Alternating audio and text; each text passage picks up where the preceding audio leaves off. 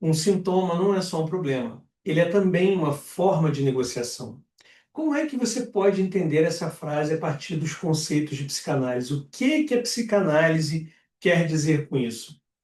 No vídeo de hoje, eu vou conversar com vocês sobre as formações de compromisso e como é que ela influencia a construção dessa frase, como é que ela influencia a formação dos sintomas e não apenas os sintomas, mas também como é que ela influencia os nossos comportamentos na vida. Vocês vão ver até o final desse vídeo que certas questões inconscientes que vão organizar essas formações de compromisso são fundamentais para entender certas repetições que a gente faz na nossa vida. Bom, comecemos entendendo a dinâmica do aparelho psíquico, né? O aparelho psíquico é formado pelo inconsciente, o pré-consciente e o consciente. Mas ele tem outras instâncias que são muito importantes, e aqui eu vou falar em termos da primeira tópica ainda. Eu vou dizer o seguinte: existe uma instância chamada ego, ou eu, se você preferir, que tem como uma de suas funções negociar, ser o negociador entre as exigências do inconsciente, as exigências do ideal do eu e as exigências ou interdições do mundo. Se a gente fosse falar em termos de segunda tópica, nós diríamos que o eu, ou o ego, precisa negociar as exigências do ideal, do id, as exigências do superego e as exigências e interdições do mundo, tá bom? Mas voltando aos termos da primeira tópica, inconsciente, pré-consciente, consciente, temos lá o eu negociando entre as exigências da sexualidade infantil, que são os desejos inconscientes, as exigências do ideal do eu, que é essa instância psíquica, que é herdeira da dissolução do complexo de Édipo junto com o supereu, aonde nós introjetamos na travessia edípica um conjunto de valores sociais e culturais, quando introjetamos também os objetos primitivos dos nossos primeiros cuidados, aqueles que fazem a função materna e a função paterna, nós construímos essa instância chamada ideal do eu, que inconscientemente guarda uma série de valores que inconscientemente nós acreditamos que, se nós atendermos, nós conseguiríamos voltar à situação de onipotência infantil. E aqui eu acho que vale a pena destrinchar isso um pouquinho. O que eu quero dizer com isso? Quando você faz a travessia edípica, ali em dados momentos você vai introjetar as figuras ou parte das figuras de quem faz a função materna, de quem faz a função paterna. E nessas introjeções você também vai introjetar certos valores. Você vai ter uma certa fantasia de o que é que o mundo espera de você, para que você possa ser tão amado, mas tão amado, que você possa voltar àquela condição de onipotência que você perdeu, aquela fantasia de onipotência que você perdeu diante daquilo que a gente já falou aqui em outros vídeos, do bebê nas primeiras semanas após o nascimento ter uma precariedade sensorial muito grande, uma completa inexperiência de vida e uma figura ali de primeiros cuidados completamente devotada a essa criança. Bom, então, o que se passa no nosso nível ali inconsciente? A gente tem uma fantasia inconsciente de que, se a gente atender certos pré-requisitos que idealizamos, ou seja, se nós tivermos um certo eu que atende certos conjuntos de idealizações fantasiados, o mundo vai nos amar tanto que a gente voltaria à nossa situação de onipotência infantil. Aí olha só o conflito. Eu tenho de um lado o inconsciente querendo atender, querendo que a gente possa atender os desejos da sexualidade infantil, que são completamente contraditórios às exigências culturais que nós introjetamos através do ideal do eu. Então, existe um tremendo conflito intrapsíquico. Muito bem. Esse conflito fica mais complicado ainda, porque ainda tem um mundo que ainda vai dizer o que a gente pode ou não fazer, que vai interditar certos desejos claramente, que vai impedir que a gente realize determinadas coisas completamente contra a nossa vontade. Então, você tem ali o pobre do eu, do ego, negociando entre essas três instâncias, chamemos assim: o ideal do eu, o inconsciente e o mundo. E isso é muito difícil. E o que o eu precisa fazer nessa contenda? Buscar um armistício, buscar um acordo que pelo menos pareça atender às exigências de todo mundo. Então, a gente poderia dar vários exemplos de sintomas. Sei lá, um desejo fundamental da sexualidade infantil, um desejo famoso, é o fato de uma mulher querer engravidar de um filho homem de seu pai. Esse é um desejo inconsciente que não pode ser realizado. O ideal do eu vai dizer não. A nossa cultura não permite que você tenha relações sexuais com seu pai e produza um filho homem dessa relação. Então tem o ideal do eu dizendo não, isso não pode de forma alguma, e o inconsciente, como se dissesse, eu quero, vamos fazer.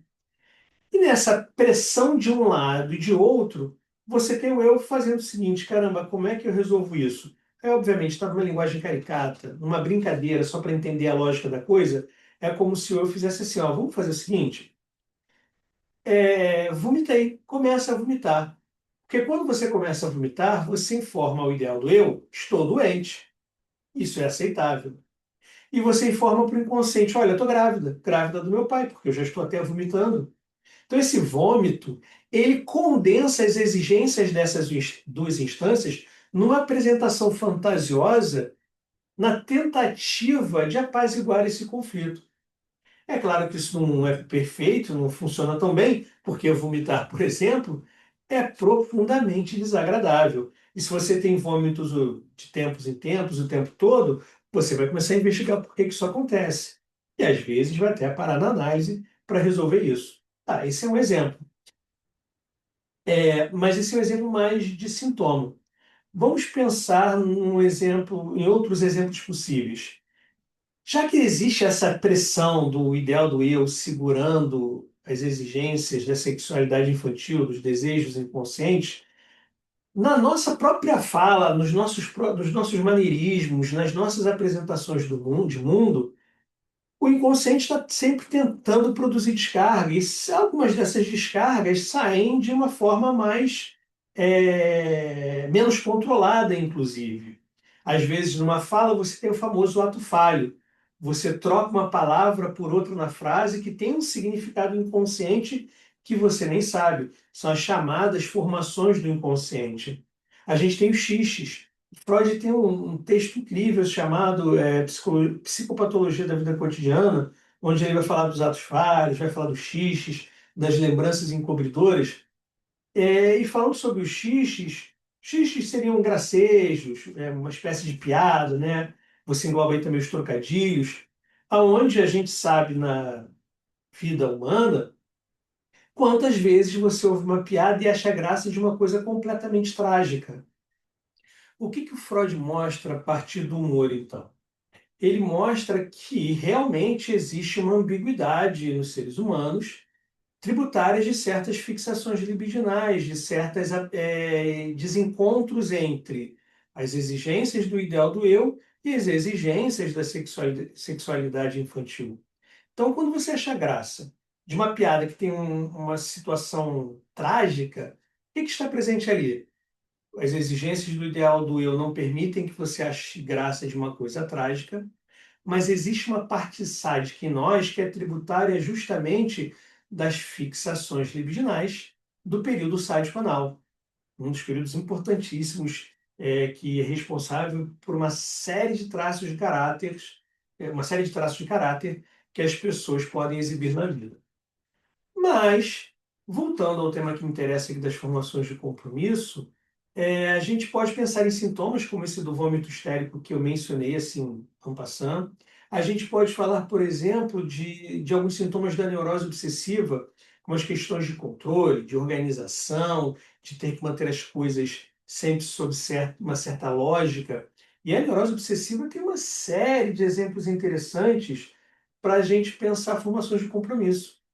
Por exemplo, a gente já viu aqui em outros vídeos, seja aqui no YouTube, seja lá no Instagram, seja no TikTok, onde eu ou Marcelo falamos sobre as questões de que o neurótico obsessivo precisa manter o seu desejo sempre no nível do impossível. Ele não pode se aproximar da realização desse desejo. Isso porque ali na travessia edípica, o neurótico obsessivo, para falar em linhas assim bem gerais, tem uma relação neurótico obsessiva ou aneurótico obsessiva, não importa, tem normalmente um pai que tem uma presença assim, que encarna a lei, né? Encarna essa questão do corte, da castração simbólica de maneira muito proeminente. Então é muitas vezes alguém muito assustador, alguém que se teme bastante. Mas, em contrapartida, há um desejo de matar aquele pai para ficar com a mãe, né? Em linhas muito gerais, tá? Então tem um desejo de matar aquele pai, entre outras coisas, para poder ficar com a mãe, para voltar a ter, viver o desejo inicial da vida das crianças, que é o desejo pela mãe. Nessa dinâmica, há um desejo de matar aquele pai, mas também uma culpa por este desejo de matar aquele pai, porque essa é a ambiguidade da história. Então, olha só, deixa eu dar um passo atrás e explicar isso de maneira um pouco mais precisa. Vamos imaginar ali a criança, em linhas gerais primeiro, que tem o desejo pela mãe. Só que em um dado momento, e aqui, novamente, função materna, função paterna, eu vou usar pai e mãe só para simplificar a linguagem. Então, está ali a criança, desejando a sua mãe, e de repente descobre que tem um outro, um terceiro, o pai, que interdita esse desejo pela mãe, porque a mãe, na verdade, pertence a esse pai, em tese, a fantasia da criança. E aí essa criança começa a temer que esse pai a mate justamente pelo seu desejo pela mãe. Isso causa uma tensão danada na criança. Então passa a existir também um desejo de matar aquele pai para que essa tensão possa se extinguir por um lado e, de quebra, retornar a ser o desejo da sua mãe. E ter essa mãe de volta dentro do campo do próprio desejo. Tá bom. Olha só então o que acontece aqui. Por um lado, você tem o inconsciente exigindo uma descarga que tem a ver com esse desejo de matar o pai, para, por um lado, poder retornar à mãe, ter a mãe de novo para si, e por outro, para acabar com essa tensão danada que o princípio do prazer não vai querer que a gente tenha no psiquismo. Então a gente quer extinguir essa tensão, e uma das maneiras de fazer isso seria acabar com aquele objeto que causa essa tensão, o medo de ser morto, destruído, que é o pai. Então está lá o inconsciente exigindo a morte desse pai. Só que, por um outro lado, tem uma outra instância nossa, que é o ideal do eu, que vai dizer, não, matar nosso pai, de jeito maneira. Você está maluco? Se você matar o nosso pai, você tem que ser morto. Você vai sofrer uma pena horrorosa, porque isso é impensável. A gente não pode fazer isso. Então, nessa situação conflituosa na qual a criança se encontra, ela precisa encontrar ali uma formação de compromisso. O eu, né, o ego, vai encontrar uma formação de compromisso. Dessa vez, ao invés de ser um sintoma físico, vai ser um tipo de comportamento. Por exemplo, a procrastinação, na tentativa de manter o desejo sempre no nível do impossível. Em algum outro lugar, a gente deu um exemplo de alguém que vai prestar vestibular. E no caso do neurótico obsessivo, ele às vezes não consegue tomar a decisão de que carreira ele tem que seguir, porque ele fica procrastinando essa decisão tanto quanto é possível. Às vezes delega essa decisão para um outro, um terceiro, que toma essa decisão para ele não ter a culpa da decisão, porque aí ele não está, não é ele que está indo em direção ao desejo, é o outro que fala de algo do desejo dele, ele não se compromete. Então, essa procrastinação de não consegue escolher a carreira, por exemplo, é manter o desejo no nível do impossível, porque a realização do desejo para o inconsciente é matar o pai, mas matar o pai tem esse significado de culpa, de punição. Então, o neurótico obsessivo fica o tempo todo comutando as suas penas. É por isso, por exemplo, que ele produz rituais, porque nos rituais ele sofre a beça com aquela ritualização. Coisas do tipo lavar a mão 200 vezes antes de sair de casa, verificar se a janela está aberta 100 vezes, verificar se fechou a porta 50 vezes. Esses rituais que fazem o sujeito sofrer muito já é uma forma inconsciente de se punir. É como se o neurótico obsessivo estivesse o tempo todo ali, em diversas situações, tentando uma comutação de pena. Olha, em vez de eu sofrer, ao invés de sofrer aquela pena horrorosa pelo desejo de matar o meu pai, ó, já estou me punindo aqui com essas outras coisas. Talvez eu não precise chegar naquela outra punição. Então você vê que as formações de compromisso elas não vão encarnar apenas em sintomas, mas também em certas formas de comportamento típicos daquilo que o Freud depois vai chamar de neurose de caráter. A gente poderia pensar na histeria, que também já falamos aqui em outros, vários vídeos do canal do YouTube, do Instagram, enfim, em vários outros lugares. Na histeria, a pessoa precisa manter o desejo no nível do insatisfeito. Então, recomendo que vocês vejam um carrossel lá no nosso Instagram, que é sobre a neurose obsessiva e a histeria, quanto a manter o desejo insatisfeito na questão de relações amorosas. Inclusive, a gente usa o homem dos ratos, um caso famoso do Freud, de neurótico obsessivo, que a gente usa ali para mostrar como é que o desejo é mantido impossível em relações amorosas e como é que ele é mantido no nível do insatisfeito no caso da histeria, né? Bom, mas na histeria, então, o sujeito precisa manter o desejo no nível do insatisfeito. Usualmente, se uma pessoa histérica chega a olhar ali as questões do vestibular, ela vai, eu quero fazer essa carreira, e começa a carreira sem grandes problemas. É, o histérico ou histérica consegue se aproximar do seu desejo. O problema é quando vai chegando perto de realizar o desejo, terminar a faculdade.